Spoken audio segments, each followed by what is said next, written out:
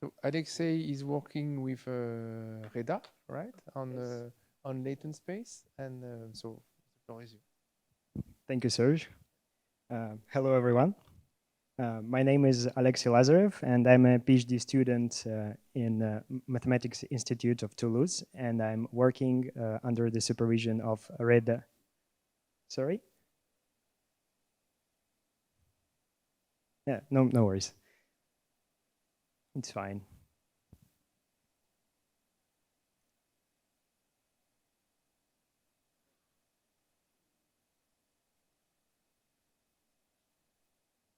Thanks a lot. I'm working under the supervision of Reda Shaibi and Francois Constantino, and my topic is metric regularization of latent spaces via Ricci type flows. I will start with explaining the words in the title. This project deals with latent spaces of autoencoders. An autoencoder is a neural network that learns to compress and then reconstruct the input data.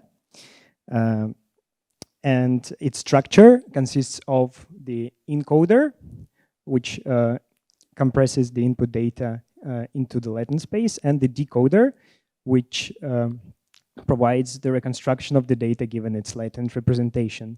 In our framework, we consider the latent space being the Riemannian manifold with a metric which is the Riemannian pullback of the Euclidean metric by function psi. You can see the formula here. And on the right-hand side, you can see the artistic example of what is an unorganized latent space. It looks like a salad, and well-organized latent space looks like nicely rolled sushi. We shall try to chase the two rabbits simultaneously. So the first one is the reconstruction loss, and which is classical MSE, and the second is metric loss, which I call L curve. Let me explain why. So the idea is inspired by the famous proof of Poincare conjecture given by Grigory Perelman. And he suggested using a tool from Riemannian geometry called the Ricci flow. Here you can see how it acts on manifolds. And basically, his idea was to introduce functionals, f and w, and to make a functional gradient flow, which could be the Ricci flow. Actually, one can obtain the Ricci flow only by taking a gauge transformation of the gradient flow of W. So here in the formulas, you can see F is a potential whose gradient drives the diffeomorphism flow, and tau is a time factor. But our idea so far was to simplify that a bit. And currently we are using the functional, which is the r squared, the integral of r squared over the manifold, and R is the Ricci curvature. And in fact, what's important for machine learning, that R is a computable function of the derivatives of the decoder up to order 3. And we are using the autograd package for automatic differentiation and computing higher order derivatives.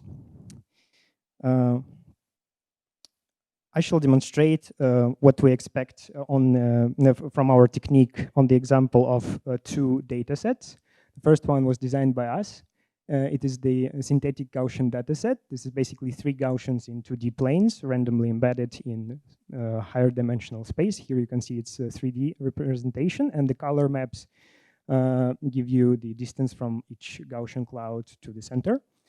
And the goal is to realign the Gaussian clouds on the same 2D plane without distortion in the latent space. And the second set we use is the classical Swiss roll data set. It is basically a square sheet of dough with points on it colored by height on this 2-dimensional sheet. And then this 2-dimensional sheet is rolled in a 3-dimensional space like that. Basically, the goal is to unroll the dough without tearing. Let me go straight away to the expected results.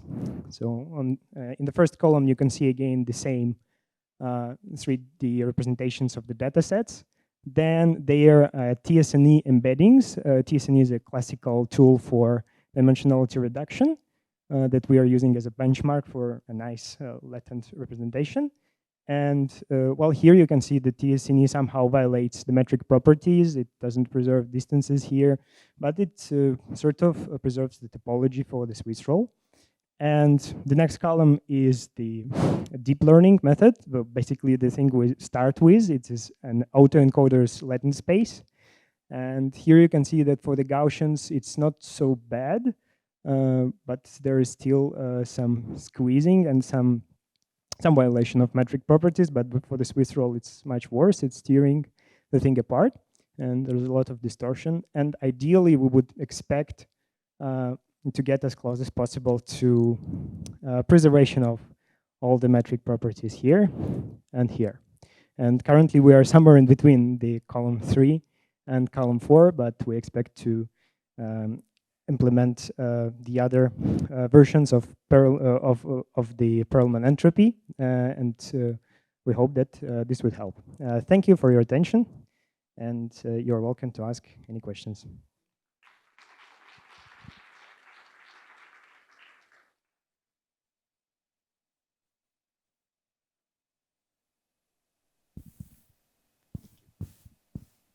Questions?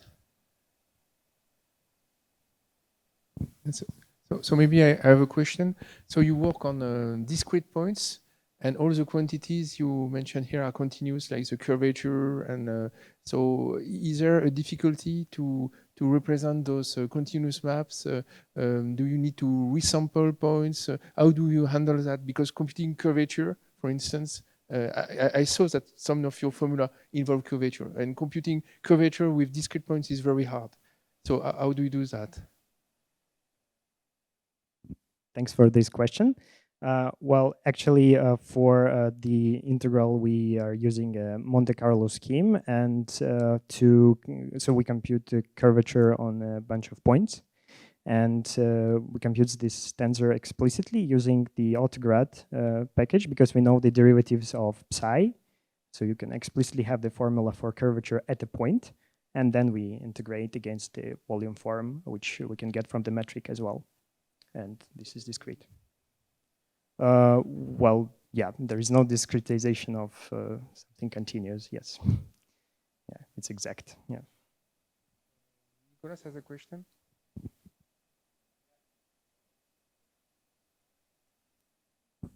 Can you say why that? So the autoencoder isn't doing very well at all in its representation of the latent space. And do you know why it's doing that?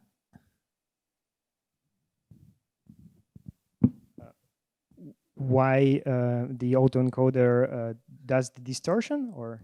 Right. Yeah. I mean, especially with the Swiss roll. Also, I don't have an intuition as to why the Swiss roll is so much worse off than the 3 Gaussians. Well, I think that the structure of the Gaussian dataset is a bit simpler for it to guess, but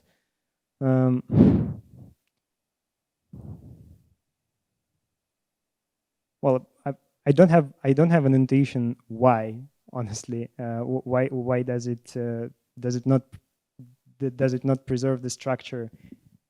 Because, well, it's not penalized. Right. So it doesn't have a reason, but yeah. Right. I mean, so I mean, that would be another way to maybe go, right, is to think about redoing the loss functions for your VAE to get it to behave better. Is that an interesting question for you? Yes, it's basically the main idea, to penalize somehow, and that is expressed in our loss function. So the first term, MSE, is just for reconstruction, and the second one is for metric properties preservation. Right. So that's okay. Thanks. Thank you very much, Alexey.